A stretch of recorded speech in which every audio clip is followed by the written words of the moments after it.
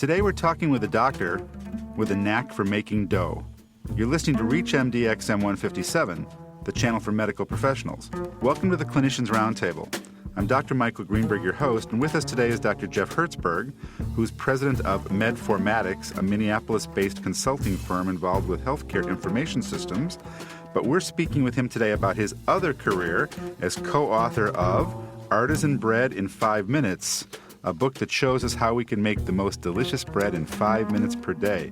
Welcome, Jeff. Hi, Michael. How are you? All right. Hey, Jeff, how did you get involved with Artisan Bread? This is a great story. First of all, the word artisan, let's start with that. People misunderstand that, and they always pronounce it artesian or something, which is like well water for beer. Right. What is artisan bread? It's what has come to be used to describe really beautiful handmade loaves that are free-form, have big holes, are very chewy, and have a nice crisp crust that you can't really do by buying bread in a supermarket in a plastic bag. Okay, so how did you get involved with artisan bread? Well, I was in my residency, and what better time to get involved with a brand new time-consuming hobby.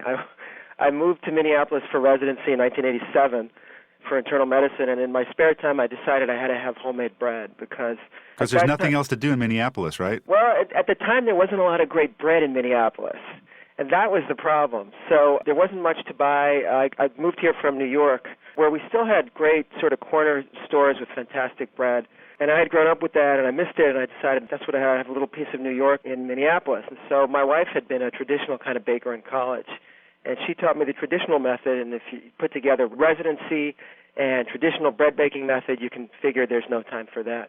So I started to subtract out parts of the traditional method that just weren't needed. People already understood that most people can't tell the difference if a dough is kneaded or not, so I dropped that. People were experimenting with very wet doughs, which are easier and quicker to get all the flour to incorporate if it's very wet.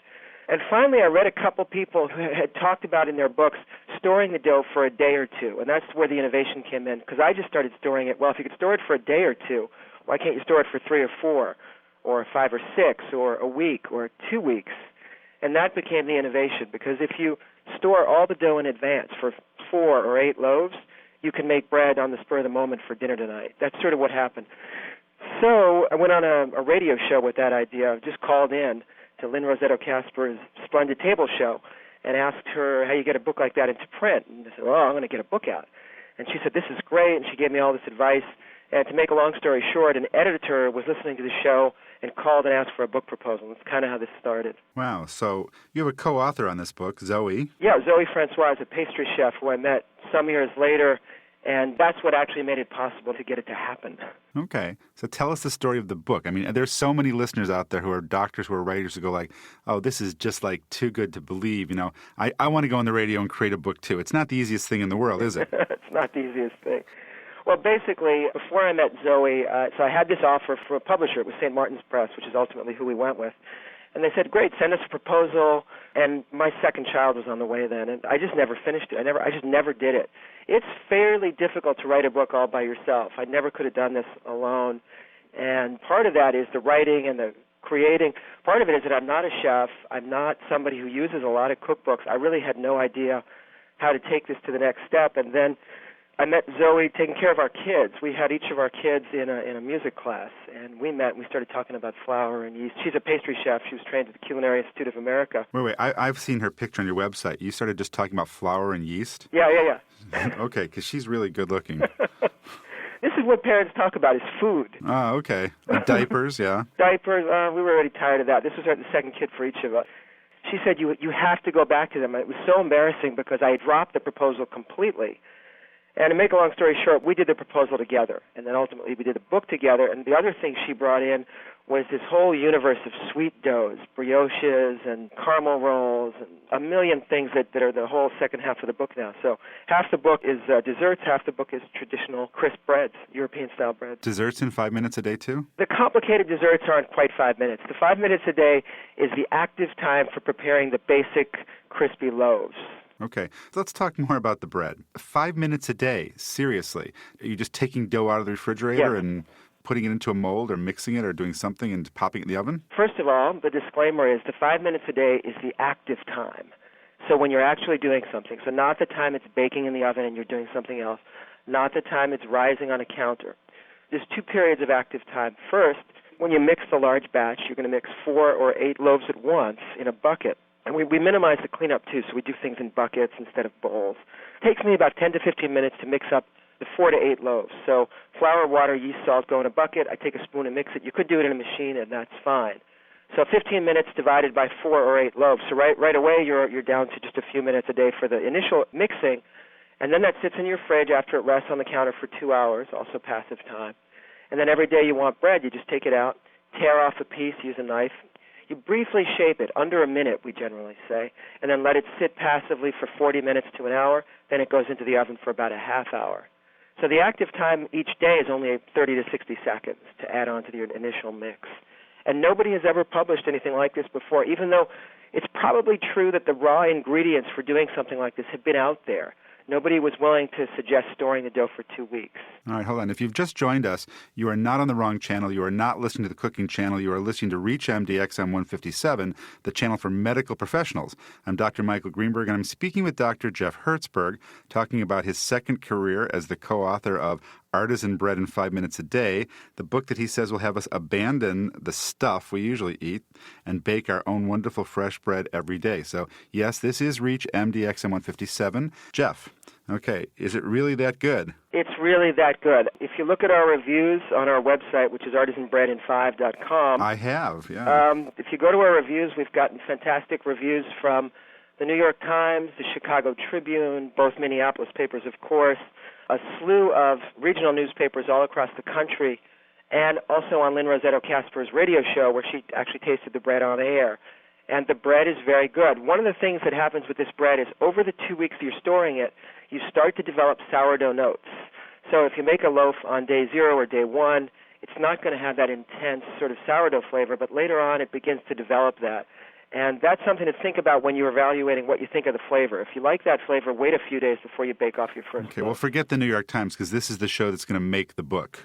This is it. You know, doctors across America will be making bread. So sourdough notes, do you ever worry about ergot or things like that, or something bad growing in that bread in 2 weeks? Well, I mean, really, keeping yeasted flour and water around is an old technique. We know that there's all this overgrowth of the primary yeast. You don't have a lot of pathogens growing in there. Now, if anybody ever gets mold on it because they've kept it too long, obviously that gets thrown away.